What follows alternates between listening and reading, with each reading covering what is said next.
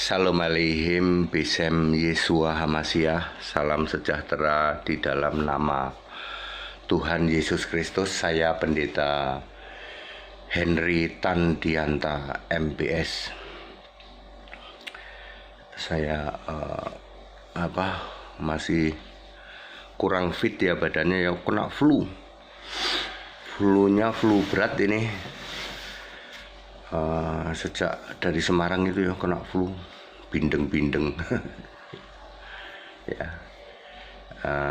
tidurnya tidak bagus juga akhirnya. Ya. Baik Bapak Ibu Saudara, saya dapat pertanyaan yang sangat sulit ya. Pertanyaan ini dari orang Muslim.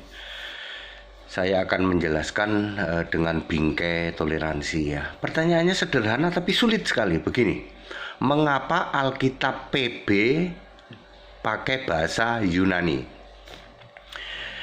Semua manual scripture atau manuskrip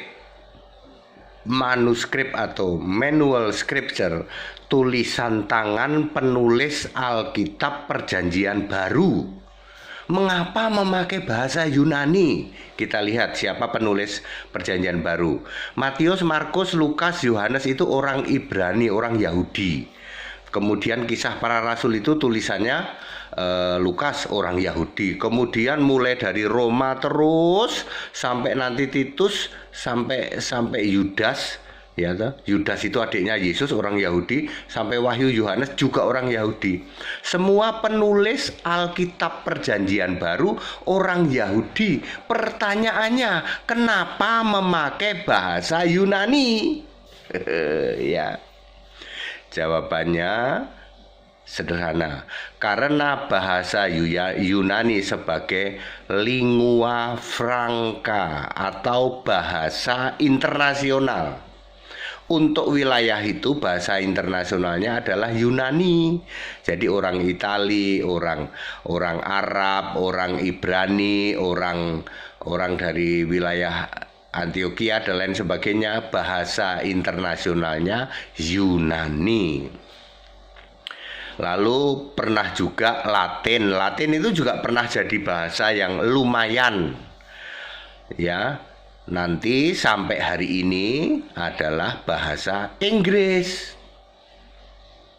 Clear? Mengapa penulis Alkitab yang Yahudi, kan Yahudi semua penulis Alkitab, kenapa nulis Alkitab Perjanjian Baru kok pakai bahasa Yunani? Karena Yunani sebagai bahasa internasional. Pertanyaan yang sama, mengapa Alkitab Perjanjian Baru yang diterbitkan oleh United Bible Society kok memakai bahasa Inggris sebagai terjemahan tingkat 1? Karena bahasa Inggris adalah bahasa internasional, sehingga Alkitab LAI Indonesia lebih mudah ya menerjemahkan dari bahasa Inggris. Ini yang membuat kelompok mu'alaf jungkir balik. Pak HTD, Alkitab LAI itu kan terjemahan dari bahasa Inggris. Lah iya, kan bahasa Inggrisnya sebagai bahasa internasional. Alkitabnya orang Arab juga menerjemahkan dari bahasa Inggris ya setelah tahun 1946. Alkitabnya orang Zimbabwe juga pakai bahasa Inggris. Orang Brasil pakai bahasa Inggris. Kan bahasa Inggris jadi bahasa internasional. Ya. Kecuali mu'alaf doang. Mu'alafnya kelompok Edi Penyok and the Gang itu ya loh. Mereka ngotot Alkitab itu harus dari bahasa asli, bahasa Yunani katanya Perjanjian Baru. Yang Yunani itu yang menerjemahkan United Bible Society, diterjemahkan tingkat pertama dari bahasa Inggris. Kami punya Alkitab manuskrip asli, alah pret mbel gedes. Obongen niku ya, buku-bukumu Alkitab yang lama-lama itu obongen wis. Obongen ngerti ra? Rano gunane itu, kalian itu cuma memelihara dosa, tak kasih tahu ya. Aiku ndelosor ya toh, koar-koar sok pinter memelihara dosa. Itu kelompok Edi Penyok and the Gang itu mu'alaf itu ya. Mereka nggak paham kenapa Alkitab LAI menerjemahkan dari Alkitab bahasa Inggris, dari United Bible Society. Iya bener, pinter berarti. Sama dengan kenapa penulisan Alkitab Perjanjian Baru yang nulis itu semuanya orang Yahudi, kenapa memakai bahasa Yunani? Karena bahasa Yunani lingua franca sebagai bahasa internasional. Hari ini bahasa internasional itu Inggris. Ya, masa depan mungkin bahasa internasional itu bahasa biner, kemungkinan ya, bahasa biner memakai angka-angka begitu ya. Atau bahasa komputer lah, nggak tahu lah. Ya, bahasa komputer. Bahasa masa depan itu kan pakai kode-kode gitu ya. Ya, Bapak Ibu Saudara, jadi clear? Ya. Jadi mengapa Alkitab Perjanjian Baru ditulis pakai bahasa Yunani? Perjanjian Lama pakai bahasa Ibrani sebab khusus untuk orang Yahudi. Perjanjian Lama itu waktu itu diperuntukkan khusus orang Yahudi. Lalu Yesus lahir. Nah, semua penulisan Perjanjian Baru untuk dunia. Dunia waktu itu memakai bahasa Yunani. Setelah Perang Dunia Kedua dikumpulkan ke United Bible Society (UBS), berlakulah bahasa Inggris sampai hari ini. Ya, Anda jangan sok pinter para mualaf ya. Ya, makanya dijamin Allah Subhanahu wa Ta'ala itu ada di Alkitab, ada di Yesaya 57 ayat 15, diterjemahkan dalam bahasa Arab. Di sana muncullah kata Allah Subhanahu wa Ta'ala. Di Alkitab bahasa Arab ada Allah Subhanahu wa Ta'ala, Yesaya 57 ayat 15, punya nama Isa Al-Masih. Bedanya di situ mualaf, Edi Penyok and the gang. Jadi Allah Subhanahu wa Ta'ala itu di Alkitab ada, punya nama Isa Al-Masih. Lah nek tempatmu kan nggak punya nama, bedanya di situ. Ya, nggak usah sok jungkir balik ya toh. Minteri keminter ya toh. Kelompok Edi Penyok and the gang. Obongen itu Alkitab musik satumpuk-tumpuk itu koh obongen koh rano gunane ngumpulke dosa kamu itu. Ya, HTD dilawan. Ya. Clear? Jadi saya sudah menjawab pertanyaan mengapa Alkitab Perjanjian Baru ditulis pakai bahasa Ibrani. Kenapa? Karena lingua franca waktu itu adalah bahasa Yunani kok Ibrani, sorry. Mengapa Alkitab PP ditulis pakai bahasa Yunani? Saat penulisan itu lingua franca bahasa internasionalnya adalah bahasa Yunani. Lalu masuk ke United Bible Society, bahasa internasionalnya bahasa Inggris sampai hari ini. Jadi Alkitab yang benar itu pasti ditulis sesuai dengan bahasa internasional. Jadi kalau Alkitab bahasa Arab Allah itu bergelar Subhanahu wa Ta'ala, bergelar Allahu Akbar ya. Saya nggak ngomong asal ya. Allah Subhanahu wa Ta'ala itu ada di Yesaya 57 ayat 15. Azza wa Jalla itu ada di Yesaya 9 ayat 6 maupun Habakuk 3 ayat 3. Allahu Akbar itu ada di Ibrani 8 ayat 1. Itu semua namanya Yesus, Isa Al-Masih. Ya, Alkitab bahasa Arab tidak bisa dipakai untuk Alkitab internasional. Karena itu Alkitab lokal sama dengan Alkitabnya Indonesia, bahasa Indonesia. Jadi tidak mungkin ya toh, tidak mungkin kitab yang benar kok memakai bahasa Arab ya, nggak mungkin karena Arab itu bukan bahasa internasional untuk sekarang. Dari sejak era itu Alkitab itu bahasa Inggris. Ya. Kalau menurut cerita sih yang pernah jadi bahasa internasional itu walaupun tidak lama dan tidak benar-benar internasional, Yunani itu pernah jadi bahasa yang lumayan internasional, tapi di sebelah sana ada bahasa Latin, lalu ada bahasa Spanyol. Ya, jadi yang pernah menguasai dunia walaupun sebagian besar tidak full, Yunani, kemudian Latin, kemudian Spanyol. Spanyol itu juga bahasa lumayan gede dianut ya. Lalu yang paling besar itu Inggris sampai hari ini. Entah mulai kapan ya. Kita tidak tahu sejak kapan bahasa Inggris itu sebagai bahasa dunia. Tapi yang jelas sejak saya lahir pun bahasa dunia itu bahasa Inggris. Ya. Ya. Ya, Anda bayangin kalau misalnya Anda naik pesawat gitu ya, terus nggak pakai bahasa Inggris, coba bayangin coba, ya, tidak memakai bahasa Inggris, udah gitu masuknya dari Amerika terbang ke Iran misalnya atau ke Irak gitu kan, ya, waktunya pun juga beda, yang satu pakai kalender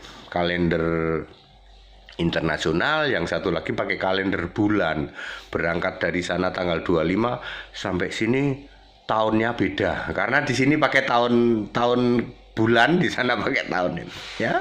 Jadi perlu yang namanya bahasa internasional. Alkitab yang benar ya ditulis memakai bahasa internasional waktu itu.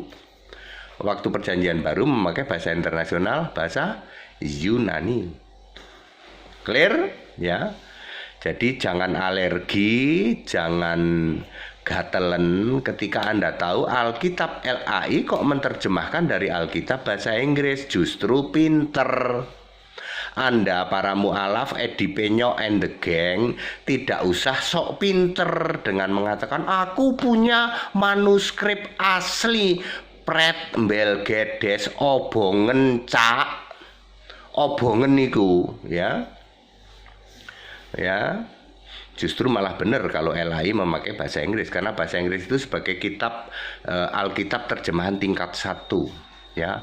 Alkitab Arab itu terjemahan tingkat 2, ya. Alkitab bahasa Indonesia tingkat 2, Alkitab bahasa Jawa tingkat 3. Kan dari Indonesia diterjemahkan ke Jawa, Jawa, Batak, Sunda, Manado. Alkitab bahasa daerah itu Alkitab terjemahan tingkat 3. Ngerti? Itu ratusan ribu bahasa daerah, ya. Bahasa negara-negara yang ikut United Bible Society itu 240 negara. Sekarang jumlah negara kalau tidak salah 267 kalau tidak salah, ya. Jadi hanya sedikit yang tidak ikut, itu mungkin negara-negara yang masih nggak begitu ini. Ada kan negara-negara kecil di pulau-pulau kecil itu, ya, begitu, ya. Ya, di Arab ada Pak, lembaga Alkitab Arab ada, ya, ada, ya, terjemahannya Alkitab bahasa Arab. Wah, coba, ya, Edi Penyok gitu ya, kalau mau, ini ada Alkitab bahasa Arab, memang nggak bisa didapat di Indonesia. Alkitab bahasa Arab sandingno sama kitabmu 99,99% podo. Aku ingin ngasih tahu, ya, ora sah jungkir balik di depan HTD. Dirimu irano apa-apane di Penyo and the gang and the group, ya. Ya. Obongen niku buku-buku sik ranggenah iku obongen wis to. Alkitab tahun 21 itu kowe mengumpulke dosa lho. Ya. Dosa ngono kuwi wis bakarene obongen, ya. Become to be smart, ya, dadi wong cerdas, ya, wong cerdas memahami. Gue pernah ngerti nggak kenapa Alkitab LAI kok mengambil dari Alkitab bahasa Inggris? Pernah ngerti nggak? Rung pernah Pak. Yoming HTD si ison jawab, karena memakai Alkitab yang bahasa internasional. Kenapa Yunani ditulis pakai Perjanjian Baru ditulis pakai Yunani? Waktu itu Yunani itu bahasa internasional untuk wilayah situ setidak-tidaknya, ya. Kan itu kan di situ ditulis palang Yesus itu, ya Pak. Yesus orang Nazaret, raja orang Yahudi, ditulis dalam 3 bahasa toh, bahasa Ibrani, bahasa Yunani, dan Latin. Rupanya Latin pun juga lumayan jadi bahasa internasional, Latin, ya. Waktu itu, makanya kenapa tulisan di palang salib Yesus itu dalam 3 bahasa, di mana ya, Yohanes 19 kalau tidak salah, ya, sorry, pokoknya ada aja, ada Yohanes 19 ayat 20 kalau tidak salah, ya, nanti dicek aja lah, ya. Itu intinya bahwa palang salib Yesus itu ditulis dalam 3 bahasa. Inilah raja orang, inilah Yesus orang Nazaret, raja orang Yahudi, itu, ya. Dalam bahasa Ibrani disingkat JHWH, dalam bahasa Latin disingkat INRI, dalam bahasa Yunani disingkat INBI. YHWH INRI INBI. Waktu itu bahasa internasionalnya wilayah situ Yunani, tapi di sebagian lain ada Latin juga. Jadi Latin dan Yunani itu waktu itu sama-sama menguasai wilayah tertentu sebagai bahasa internasional wilayah-wilayah itu. Ya, sepertinya kalau Yunani itu ya Italia segala itu masih pakai bahasa Yunani sepertinya waktu itu ya. Ya. Baik. Padat, singkat, dan clear itu saya sudah menjawab. Jadi saya menghimbau saudara-saudaraku dari para mualaf ya, wes toh nggak usah petakilan ya, di depan HTD itu kalian nggak usah petakilan. Segala ilmumu yang tujuannya hanya untuk ngobok-obok nggak akan bisa. Kamu itu nggak akan bisa ngobok-obok Alkitab, nggak bisa. Dijamin tidak bisa. Kamu akan terkena ranjau 2 Korintus 3 ayat 14. Setiap kamu membaca Alkitab, pikiranmu pasti tumpul. Ya, tujuanmu kan hanya untuk menjelek-jelekan Kristen, mengatakan bahwa Alkitab itu palsu. Lah mbok mikir. Bandingno dengan Alkitab bahasa Arab. Nggonmu itu bandingno dengan Alkitab bahasa Arab, baru kalian mikir. Ya. Mikiro. Ojo ngopo-opo Alkitabe wong Kristen, pikiran kitabmu dhewe bandingno sama Alkitab bahasa Arab. Engko lagi tepuk jidatmu tok jedoke ning tembok. Ya. Pasti begitu ya, toleransi saja kalian nggak usah jungkir balik ya, apalagi di depan HTD wes to. Nancep mak jeleb. Ya, kita toleransi, kita Indonesia, kita Pancasila. Saya sudah menjawab ya. Umat muslim tanyanya kritis, saya seneng. Dan HTD ditanya pasti bisa jawab, pasti bisa jawab. Segala hormat kemuliaan untuk Yesus Kristus. Kita Indonesia, kita Pancasila, toleransi harus, keberagaman wajib disyukuri, bersahabat dengan beda iman itu bisa. Ya, tetap saling toleransi. Terima kasih. Ikut baptisan biar namamu tertulis dalam kitab kehidupan, ben selamat ya toh. Meskipun namamu Pak Slamet, kalau nggak dibaptis percaya Yesus ora bakal selamat ya. Meskipun wong kudus kalau nggak percaya Yesus tidak akan selamat ya toh. Pak Slamet wong kudus komplit ning ora selamat. Ya. Ya. Segala hormat untuk Yesus Kristus, satu-satunya Allah yang benar. Haleluya, amin.